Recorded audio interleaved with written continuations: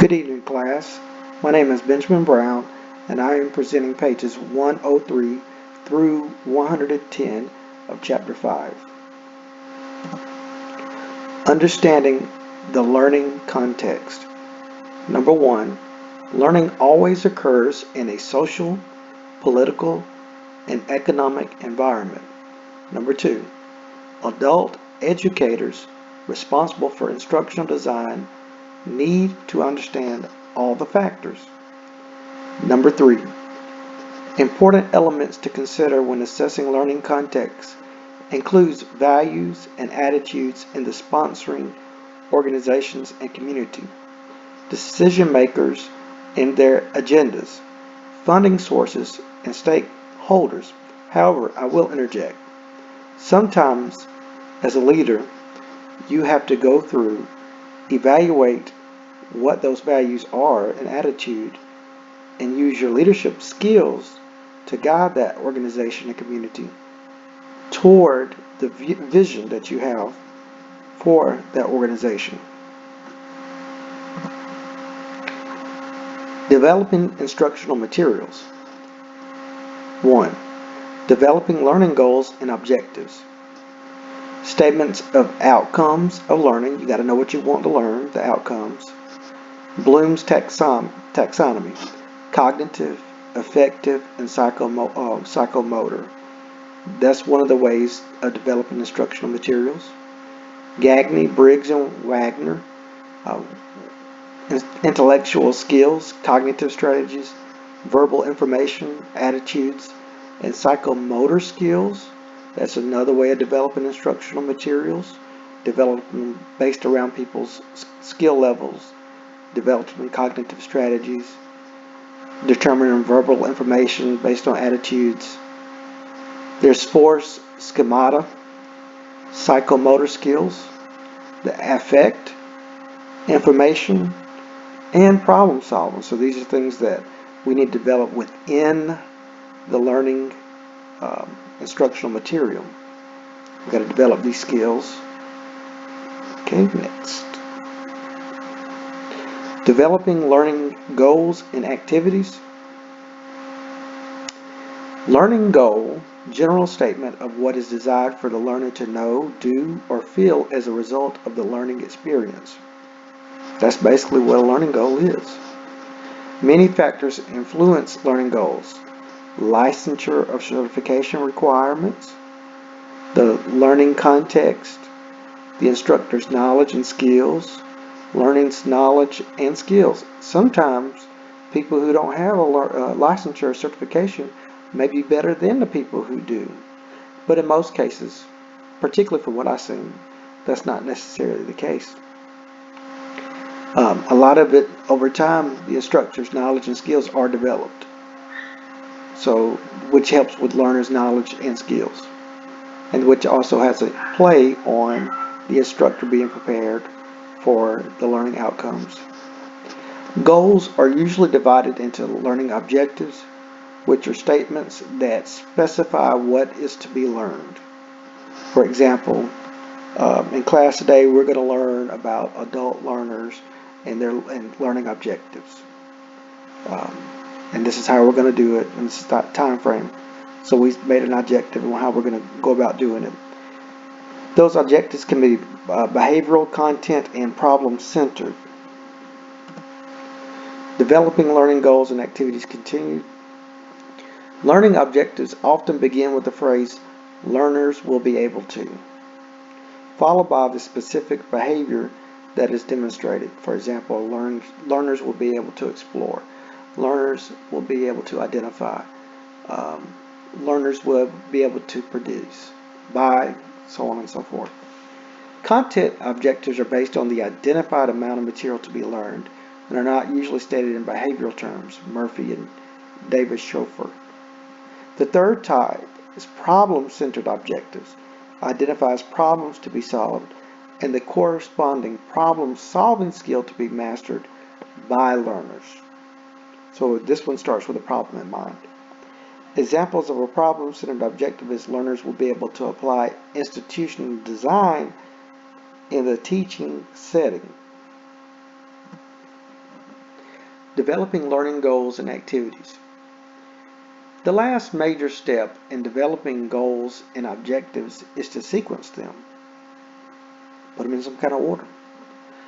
Learning task analysis can be used to sequence. There's chronological sequencing. Easiest to the most difficult sequencing. Internally logical order sequencing. Internally, what's the most logical order way of doing things? The learning activities that will be used to reach the goals and objectives may have an impact on sequencing the goals and objectives. Sequencing is very important. It's what we use in our curriculum in music. You want to start with one foundation and build on it. You don't want to skip 2 or 3 ahead and then the student doesn't know what's going on in the future because they missed a step. That's basically a key component in sequencing. We don't go on to half notes until we got quarter notes. We don't go on to whole notes until we got half notes. And we certainly don't do dotted rhythms until we got a basic understanding of how to subdivide. But you have to take your time and spend time on these things. And you have to follow a sequence to give people a chance to practice, or they will not get it down. Same thing with adults. Developing learning activities. 3 aspects to developing learning activities. Selecting which types of learning activities to use, developing new activities, learning activities, and sequencing learning activities.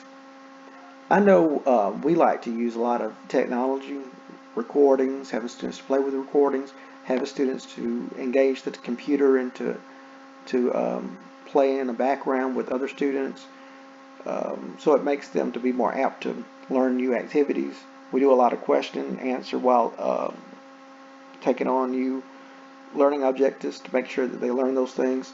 And sequencing, the same thing going back to before. We don't typically move on to one thing until we're sure that they've mastered the previous step.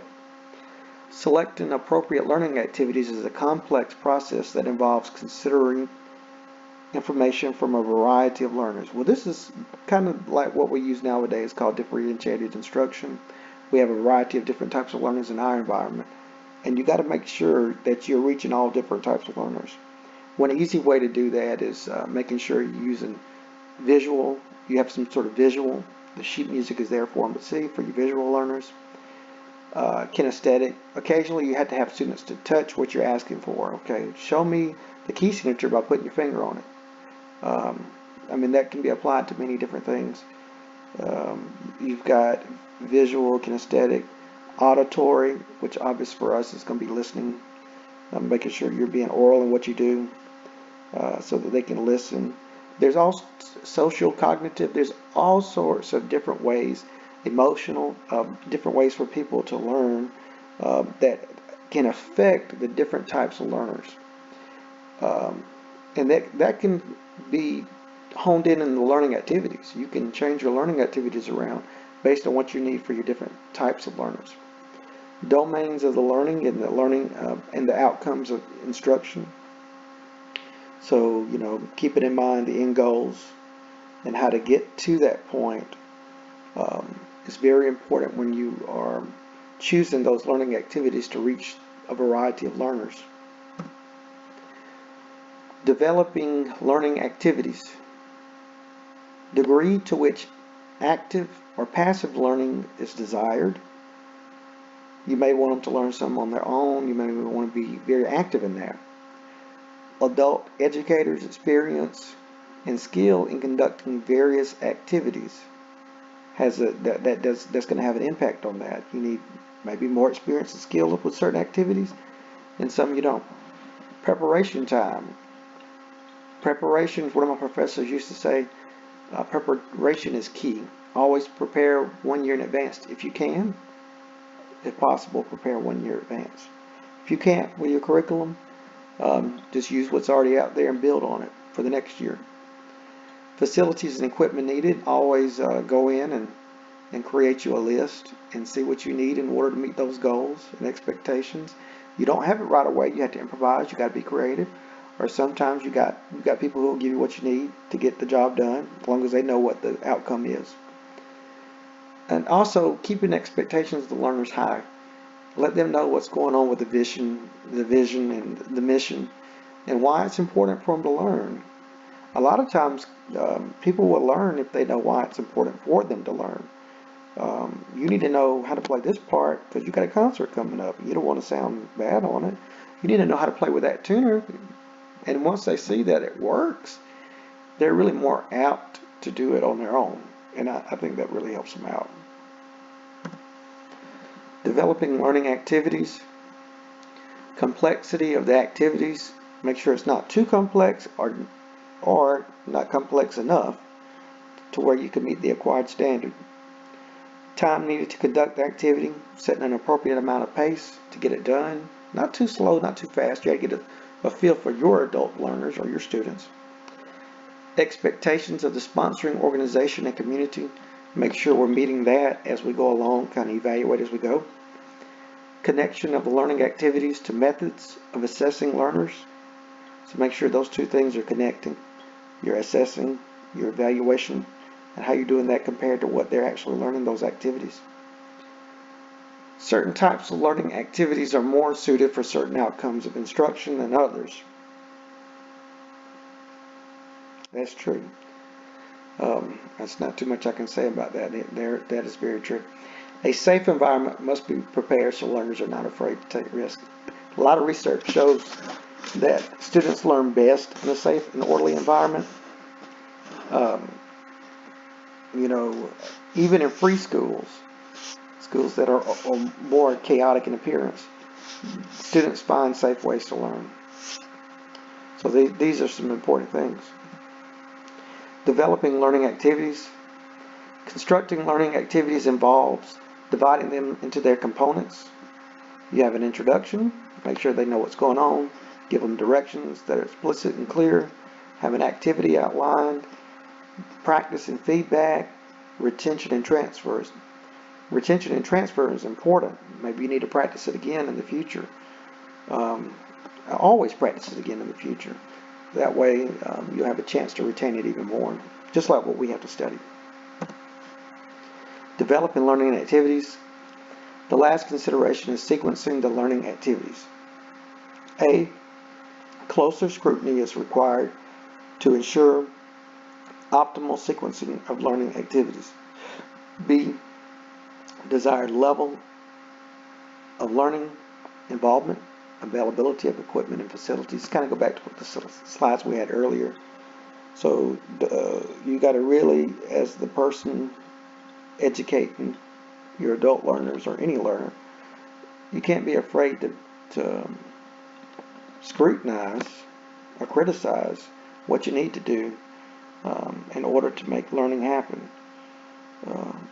And sometimes you have to go back and make sure everything's properly sequenced. Maybe it didn't go so well. Maybe it could be made better. Maybe you didn't have what you needed with equipment and facilities, and that could be made better. So these are things and skills that get better over time. Or maybe you had too much, you could do away with some. And next, we have Dewana Wilson. Thank you very much.